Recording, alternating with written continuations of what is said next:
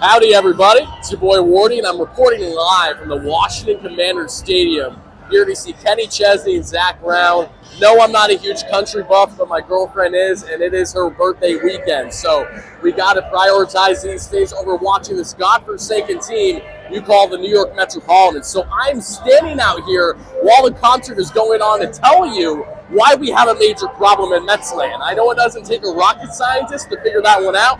And yes, I know I probably look like the biggest schmuck, the biggest wannabe cowboy, whatever you want to call it. I don't even know what kind of fucking, pardon my French, cowboy hat this is, okay? The same way, this little thingy, I thought it was cool, so I put it on me, right? Either way, before I get sunburnt and completely cooked for the rest of the evening, even with a sinus infection kicking my butt, I'd rather do that every single day of the week than have to deal with the misery that is watching the Mets the past 24, 48 hours. We'll just call it how many years now, right? The Mets, of course, they dropped the first two games at home against the San Francisco Giants in the most Metsian way possible. You're up around 6-2 or so yesterday, right?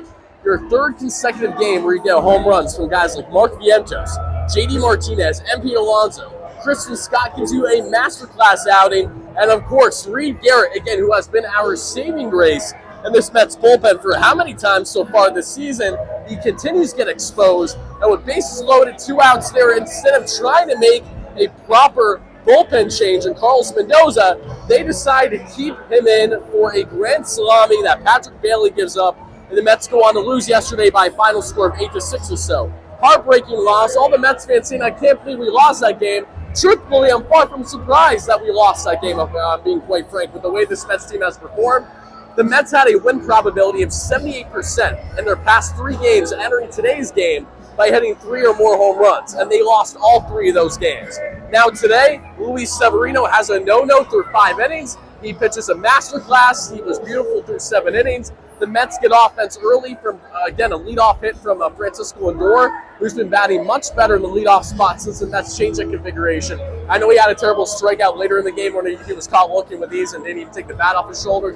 Piss poor at bat there, I agree. But Lindor with the early double, then the second inning, Starling Marte with the home run. You're looking good, but the Mets are only up 1-0. You know it's not going to last. Sevy gives up the game-tying run. He's out after 7. Brett Beatty with a monster home run. Him and Mark Vientos are feeding off of each other's energy. You're pumped up about that. 2 young, again, promising players to a degree at the hot corner are balling out offensively, feels like every time they're out there, especially Vientos. So that's a positive. That's great. What's not great is the fact that we decide to put Edwin Diaz in the same situation tonight. And I know the proper argument is, who would you rather put in that spot, right? The Mets bullpen has been taxed a little bit. They've been using a lot of their arms. I don't even care if you throw Josh Walker out there. I have more faith in Josh Walker in a save situation, a 1-run ball game, than I do Edwin Sugar Diaz right now. I love Edwin to death, but he is far from having it right now. And furthermore, what made Carlos Mendoza think it made any competent sense to have him pitch on a back-to-back when he pitched a scoreless 7th yesterday in a non-save, a lower leverage situation?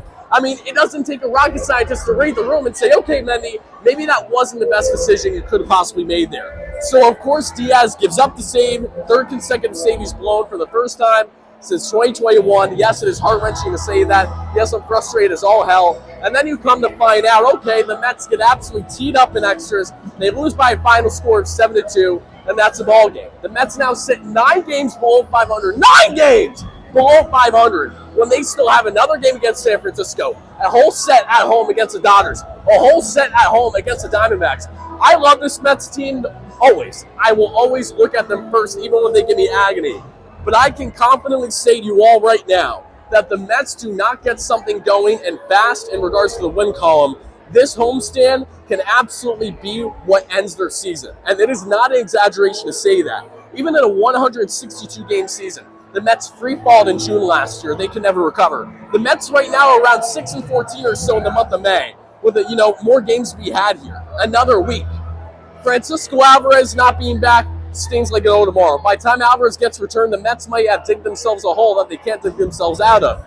Kurt Senga, if he ever pitches this year because he had another setback, shut down 3 to 5 days now with inflammation. Again, when it rains, it pours in Mets land, and us Mets fans know that better than anybody. So I will be back live with you all, if not tomorrow, certainly on Monday. Tomorrow's my girlfriend's actual birthday.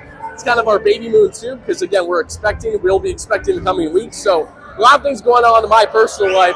but the Mets coverage will never stop. Even when I'm at an effing concert, when I just want to enjoy my evening, I still need to take a couple minutes to talk to you all because of not only how hot-headed and how frustrated I am with this Mets team, but the harsh reality that 9 games now below 500, all right? Correct me if I'm wrong in the comments down below. 9 games or so below 500, and you still have the Dodgers and the D-backs to face at home.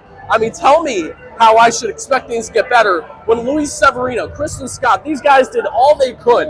The offense, again, we saw it yesterday. But if you're still managing to lose games when scoring 6 or more runs, how do you expect to win any ball game? This month of May has been a month straight from hell sent to the Mets, and there's nothing that they've been able to do to proper counter it. They have to deal with it, and that's unfortunately the reality that we find ourselves in. So Mets fans, let me know not only your frustration down below, but are you on the scale of saying this season is now over or about to be over? Do you still have a level of faith? If so, how much? Please let me know, because right now for me personally, on the meter of, okay, are the Mets actually going to dig themselves too deep of a hole to get themselves out of? Right now I'm at a solid 6, and that's high for me, because I am the eternal Mets fan. I am the guy that goes out of my way to tell you guys to not write them off too soon early in the season.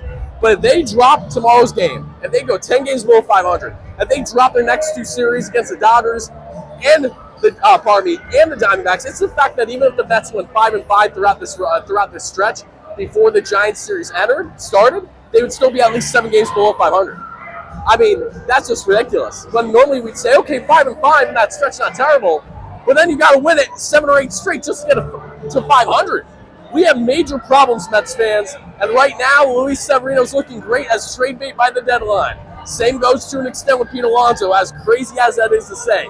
Same thing goes with so many guys on this current roster, and as much as I want to see this Mets team succeed, give us a reason to want to follow. Give us a reason to go out of our way to be covering them. I cover them no matter what. Again, even if the Mets have a shit show season all year long, we're going to be covering them regardless. We'll talk about the trade deadline and how, they can benefit by being sellers and all those things.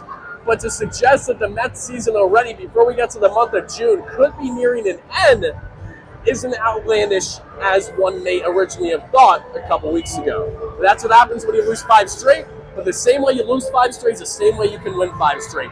Baseball is such a Jekyll and Hyde sport. So many things can change at a snap of a finger. All it takes is the team to get hot and to get things going. Because they've had a lot of positives throughout this past month, but they have had nothing in unison. When they've had offense, they didn't have pitching. When they had starting pitching, they didn't have bullpen. Nothing is going their way right now in the most Metsian way fashion.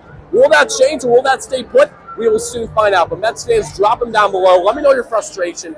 And more than anything, if you haven't already, please enjoy your holiday weekend. Do not waste it watching another second of this Mets team until they give you a reason to validate watching this team. Regardless of how diehard of a fan you are, I'm as diehard as they can come. And it has felt absolutely weird not locked in fully on the Mets for more than 24 hours like I've been for the past how many years now? It doesn't feel right. It's never going to feel right. Don't give me a reason for it to feel right, Mets fans. Not Mets fans, Mets I should say. Thank you again for watching. Mets are a shit show, but we're going to keep riding here, WardyNYM. Please get your head straight out of your ass because it is so deep in there. I'll talk to you guys again soon. Now I'm going to go try to enjoy this content. Peace out, folks.